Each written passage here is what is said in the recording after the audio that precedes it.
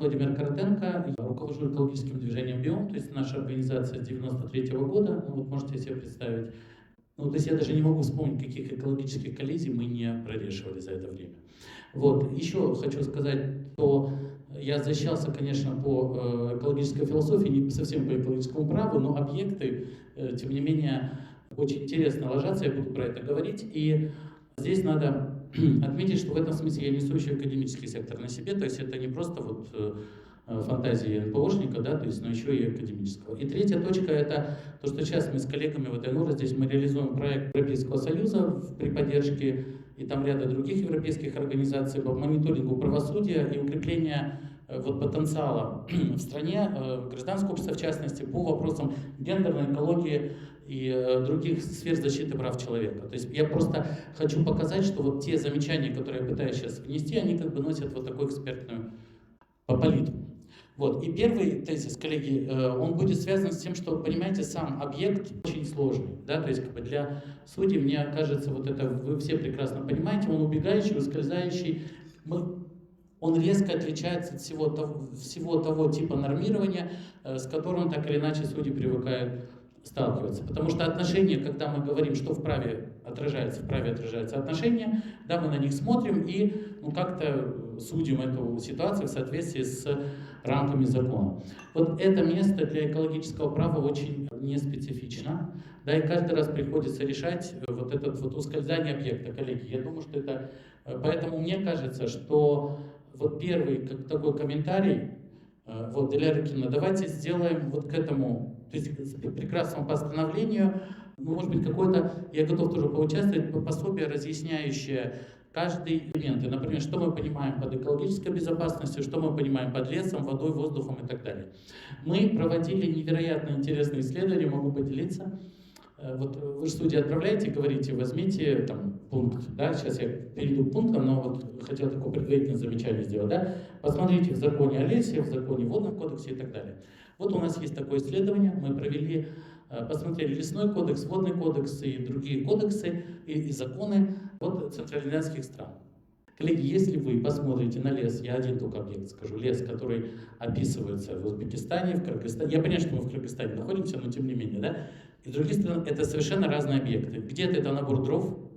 Я сейчас не буду тут четко указывать, можно будет, если интересно, я сошлюсь на это. Оно опубликовано, исследование, все там в международных журналах. Вот, значит, где-то это набор дров, где-то это территория, лес, где-то это деревья, растущие на территории, но нигде не обозначает, что эта экосистема специфическим образом организована.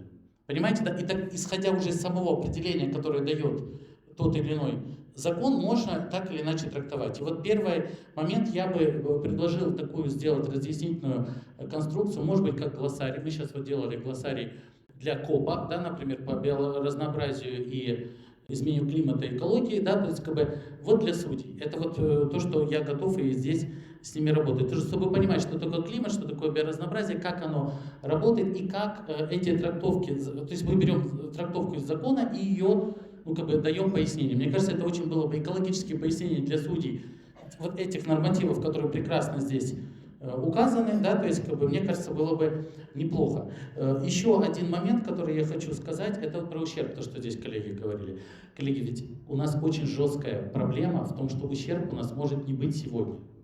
Он может быть только вероятностный.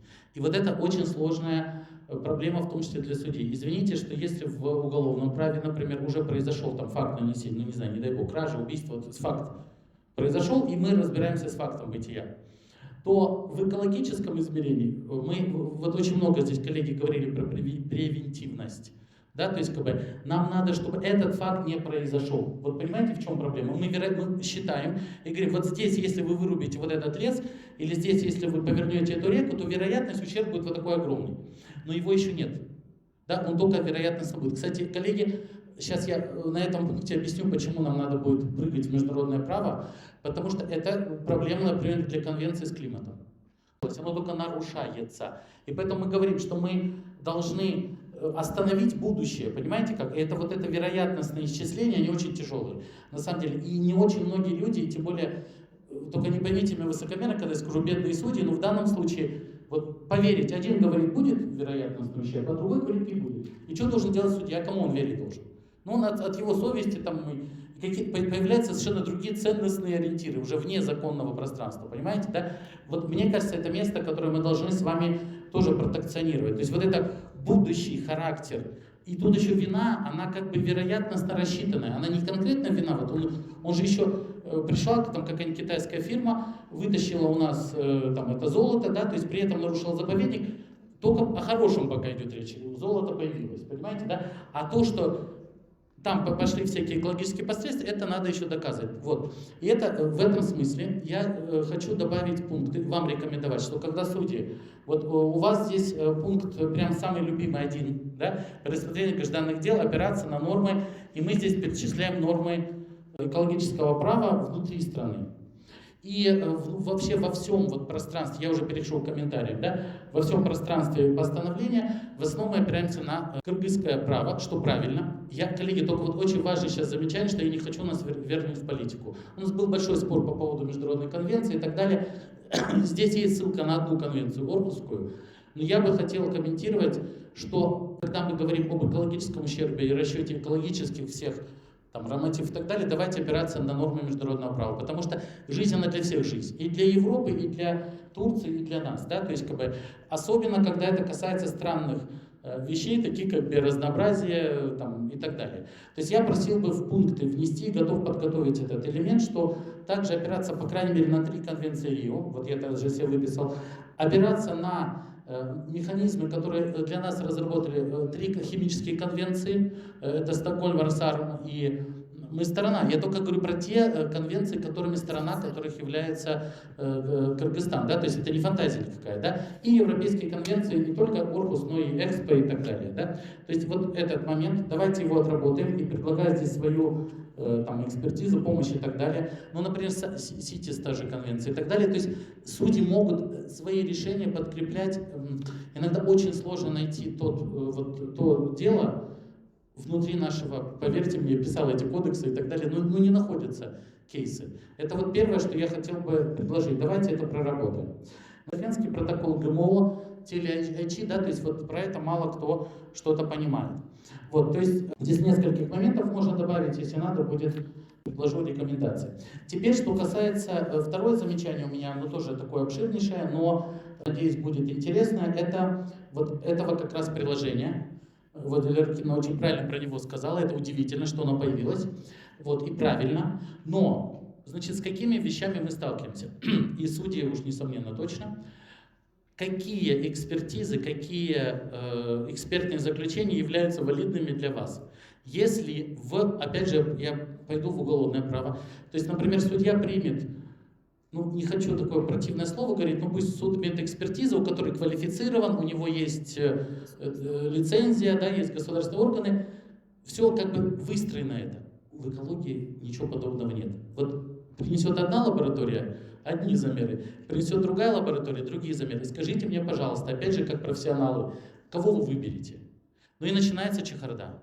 Вот, честно говоря, и коррупция, и все, что хочешь, понимаешь? А лаборатории у нас разбрасываются. Я сам руками умею делать эти анализы. Я вам хотите такие сделаю, хотите такие сделаю. Извините. Мы говорим, что это честная вещь. Как кого? Там такие деньги плавают, что никакой честности уже давно не идет речь. Извините, я просто действительно давно занимаюсь экологией. И вот это вероятностный ущерб, который опирается на данные, вот данные кого? Что я предлагаю здесь?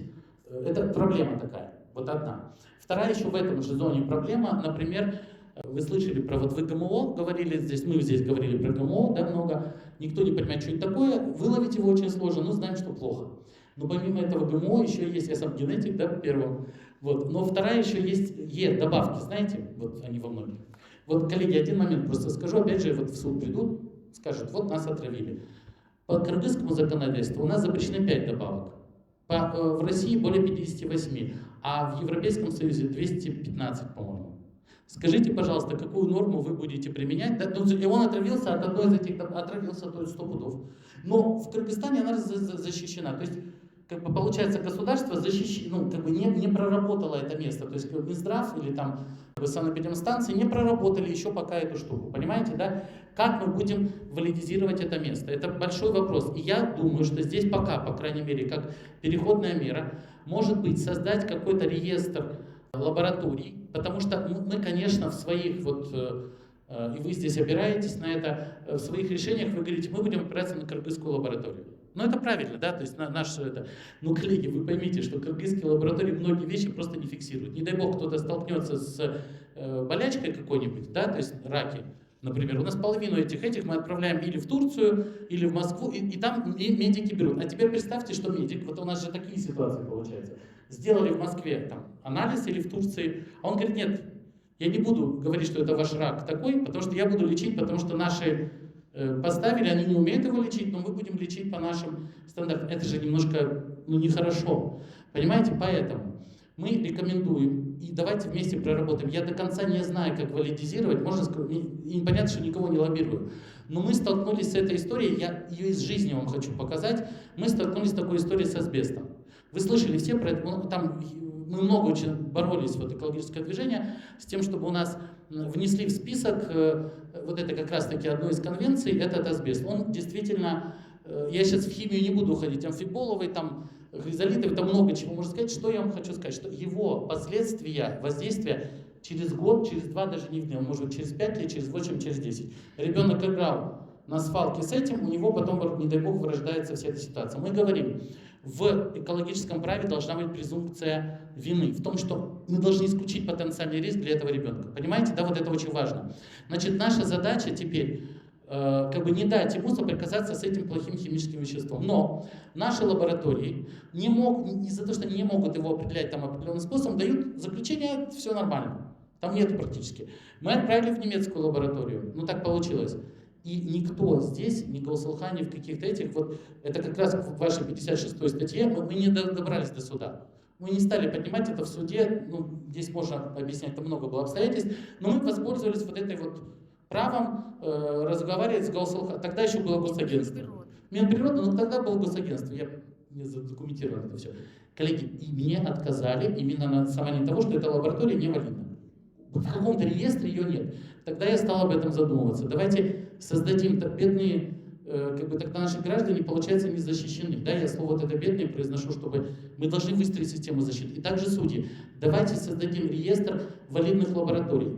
Раз, но другой может быть подход, что мы создадим алгоритм, как валидизировать, при какой процедуре суду валидизировать вот эту вот лабораторию. В каком случае? Точно так же у вас будут проблемы с биоразнообразием, потому что, ну, не определяет вам никто эту рыбу. У нас 7 человек могут определять рыбу. Понимаете, хорошая она, плохая или золотая. А вы попадете не к тому. Вы в Академию наук отправите запрос. Я понимаю, как это. В Академию наук она там кому-то, студенту дадут, он скажет, что все хорошо, а на самом деле это была золотая рыбка. Понимаете, да, и мы ее потеряли. Вот кто это сделает? Поэтому мы предлагаем следующие вот нормы. Я, извините, что долго говорил, но надеюсь, что это было... То есть, с одной стороны, это верификация методик, то есть как бы создание определенного типа комиссии. Я предлагаю здесь прописать, что в сложных случаях опираемся на нормы, не надо выше, а не ниже, просто пусть смотрят международные конвенции, и те, у конвенции есть протоколы специфические, там расписано, как в тех или иных случаях работать. Давайте вот на них опираться, и мы можем тоже это предоставить в электронном виде, уже даже не собраны. Просто дадим ссылочку, и я надеюсь, что судьи, если будут пользоваться, будет для нас счастье. На русском и на кыргызском. Оргцентры позаботились, мы сделали тут хорошо, да? То есть вот эти образовывают специфические механизмы, ну или комиссии с привлечением специалистов. И вот если мы с вами разработаем регламент образования этих комиссий, судья тогда будет знать, Верховный суд рекомендует, вот ты не понимаешь, что тут происходит, создавай вот такую сложно организованную комиссию таким-то образом. Мне кажется, это важно для регламента. И второе, то, что я думаю, что важно, это вот как бы алгоритмы и граничные факты выбора лаборатории экспертов. Мы не можем выбирать экспертов, то есть должна быть какая-то, ну вот я говорю, регламент или механизм. Потому что иначе мы столкнемся с тем, что у нас эксперты, ударятся вот эти вот мнения разных экспертов. Один со степенью, второй со степенью, этот говорит, что это хорошо, этот говорит, что плохо. Судья как должен принимать решение, понимаете, да? То есть должны вот эти места, мне кажется, узкие, надо как-то вы доработать и готов в этом участвовать. Коллеги, извините за долгий текст, но надеюсь, что было полезно и интересно. И знаете, экспертиза в Кыргызстане такая есть в академической. Спасибо большое, очень приятно быть с вами.